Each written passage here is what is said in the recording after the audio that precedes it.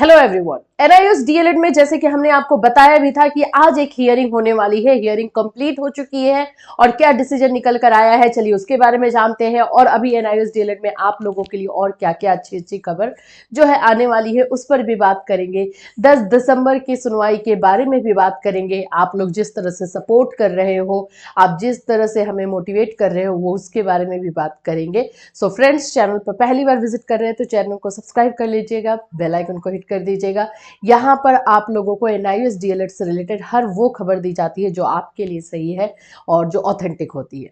सबसे पहले तो मैं बता दूं कि एनआईओएस डीएलएड में आज जो है सुनवाई होनी थी। आज ना 3 मामले लिस्टेड थे। आप लोगों को हमने झारखंड का बताया ही था, केवीएस भी था और एक और था बिहार का मामला। ये तीनों मामले जो है लिस्टेड थे और आज इसकी सुनवाई हो चुकी है। वैसे देखा जाए तो ये सुनवाई हुई है 20 केस। आप यहाँ पे केस लिस्ट देख सकते हो, 21 नंबर पे थे। ये झारखंड का हम आपको केस दिखा रहे हैं, Francis Xavier Devgam versus union of India का। और इसमें जो सुनवाई हुई है, तो जो मैंने आपको पहले बताया था कि इसमें मेन मकसद जो है टीम का यही है कि नोटिस करवाया जाए। जो स्टेट है, जैसे केवीएस का है तो केवीएस को, और स्टेट है तो स्टेट को, झारखंड को, इस तरह से जो है नोटिस करवाया जाए और इसमें जो है टैग, और इसको जो है रिव्यू पिटीशन के साथ टैग करवाया जाए, यही मकसद था। तो यही हमारे जो एओआर सर है, कालराज सर, उन्होंने ये काम कर दिया और आप लोगों का ये केस जो है अब इसको नोटिस हो चुका है। मैं थोड़ा सा आप लोगों को इसके बारे में जो है बता दूं कि ये केस जो है अब हमारे रिव्यू पिटीशन, जो हमारा रिव्यू जिसकी सुनवाई जो है 10 दिसंबर को होने वाली है, उसके साथ टैग कर दिया गया। ठीक है, यहाँ पर रिव्यू पिटीशन डायरी नंबर 496, यहाँ request to tag the enforcement matters with the batch of cases, ये सब एक्सेप्ट कर लिया गया है।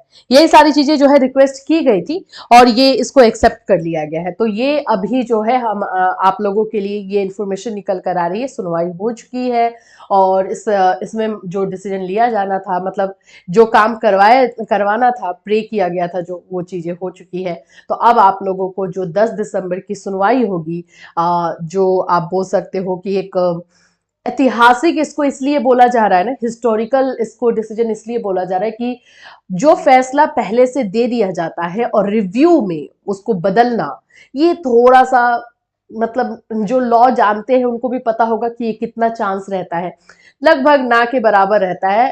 ये नहीं बोल सकते कि इम्पॉसिबल है, लेकिन यस, ना के बराबर ये चीजें रहती है। वो चीज अगर होने वाली है तो जाहिर सी बात है कि एक इतिहास लिखा जाएगा और एक जो बहुत कम केसेस होते हैं, बहुत कम केसेस होते हैं जिसमें डिसीजन चेंज होता है, उसमें से आप लोगों का केस, एनआईओएस डीएलएड का केस बनने वाला है।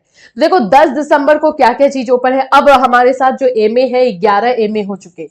एमए अब कितना हो चुका है? 11। ठीक है, 11 एमए जो है लग चुके हैं केवीएस को लेकर के, और बाकी स्टेट है उन सभी का एमए लगा दिया गया है। इसके अलावा जो मांग हो रही है, यही हो रही है कि जो 2023, जो कि आप लोग का नवंबर 2023 में जो डिसीजन आया सुप्रीम कोर्ट का, उसके बाद जो जो कैंडिडेट या जो जो एनआईओएस डीएलएड अभ्यर्थी, चाहे जहां के भी हो, वो इफेक्ट हुए, उन लोगों को या तो वैकेंसी आई तो उनको हटा दिया गया, या फिर आप बोल सकते हो कि उनको फॉर्म ही नहीं भरने दिया गया। ऐसी जो जो चीजें हुई, तो जो जो इफेक्ट हुए हैं उन सभी के लिए भी जो है प्रे किया जा रहा है, उन सभी के लिए भी पॉइंट रखे जा रहे हैं। तो ये चीजें भी टीम जो है कर रही है। अभी जो पूरा एक बोल सकते हो स्ट्रैटेजी, एक रणनीति जो बनाई जा रही है, इसमें यही बनाई जा रही है कि हमारे पास चाहे वो किसी भी स्टेट के बच्चे हो, चाहे बिहार के हो जाए, वेस्ट बंगाल के हो जाए, या फिर झारखंड के हो जाए, किसी भी स्टेट के बच्चे हो, अगर उनके साथ इस तरह का कुछ भी चीजें हुई हैं, तो उन सभी की बातों को वहां पे पहुंचाया जा रहा है। मतलब एक तरह से जो है रिक्वेस्ट कोर्ट से किया जा रहा है कि इन लोगों के साथ अनफेयर हुआ आपके डिसीजन के बाद, तो कृपया करके इसके बारे में सोचा जाए। आखिर में अब ये बच्चे कहाँ जाए? इसमें से बहुत सारे ऐसे बच्चे होंगे जिनका एज जो है अब क्रॉस हो रहा होगा, वो एलिजिबल नहीं होंगे, तो अब उनके लिए क्या क्या सोच रही है सुप्रीम कोर्ट उनके बारे में? तो ये सारी चीजें भी जो है की जानी है। तो 10 दिसंबर विदाउट एनी डाउट बहुत इंपॉर्टेंट आप लोगों के लिए होने वाला है। एनआईओएस डीएलएड के हर एक वो अभ्यर्थी के लिए होने वाला है जो अभी तक जो उतनी सारी चीजें हुई और उसके बाद भी उम्मीद उम्मीद का जो दामन पकड़े हुए थे और उन लोगों को अब पॉजिटिव चीजें मिलने वाली है। बहुत अच्छा जो है न्यूज आप लोगों को उस दिन देखने को मिलने वाला है। देखिए अभी सब ये हम लोग अनुमान पे ही बता रहे हैं और इसलिए भी बता रहे क्योंकि जिस जिस तरह से रणनीति स्ट्रेटेजी बनाई जा रही है वो वर्क कर रहा है, वो सक्सेस हो रहा है, इसके आधार पे ही बताया जा रहा है। अब ये 10 दिसंबर को क्या चीजें होंगी क्या नहीं होगा वो देखने वाली बात है। अब ऐसा नहीं है ना कि आप लोग जो है फिर कुछ अलग तरीके से इसको लेने लगना। सपोर्ट आपका जरूरी है, चाहे आप मेंटल सपोर्ट की बात करो, फाइनेंशियल सपोर्ट की बात करो, आप लोगों का सपोर्ट जरूरी है। और आप लोग अपना सपोर्ट जिस तरह से अभी बना करके रखे हुए उसी तरह से आगे भी बना करके रखना। एक और चीज मैं आपको बता देती हूँ, देखो जो लोग भी फंडिंग कर रहे हैं ना, फंडिंग करते समय आप लोगों को अलग क्यूआर कोड कुछ कुछ चीजें जो है दे दी जा रही है और उसमें आप लोग बिना सोचे समझे कर दे रहे हो, ये गलत है। आप लोगों को जो नंबर दिया गया है, एक ही नंबर पे इससे फंडिंग हो रही है, उसी नंबर पे करें। अगर आपको कोई बोल रहा है नहीं नहीं ये क्यूआर कोड पे कर दो, ये उन्हीं का है, तो प्लीज ये बातें ना सुने।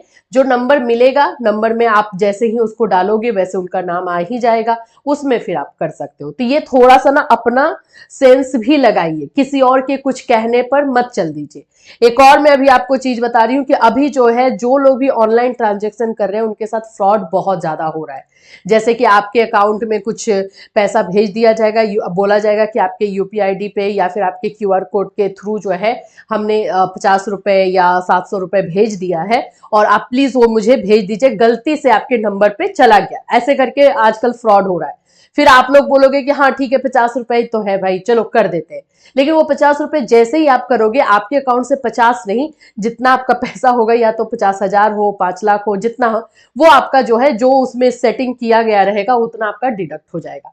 तो ये एक तरह से जो है ऑनलाइन फ्रॉड चल रहा है, तो सतर्क रहिए। अगर आपसे आपके नंबर पे या फिर आपके यूपीआई पे कोई अगर पैसा भेज दे रहा है और फिर उधर से कॉल करके बोल रहा है कि मुझे जो है पैसा भेजो, गलती से आपके पास चला गया था, रिक्वेस्ट भी करा, पहले तो रिक्वेस्ट करके वो लोग कर रहे हैं करने को और फिर डराने भी लग रहे हैं। यही चीज जो है भी रिसेंटली विश्वनाथ सर के साथ भी हुई है, सेम चीज जो है हमारे साथ भी हो चुकी थी।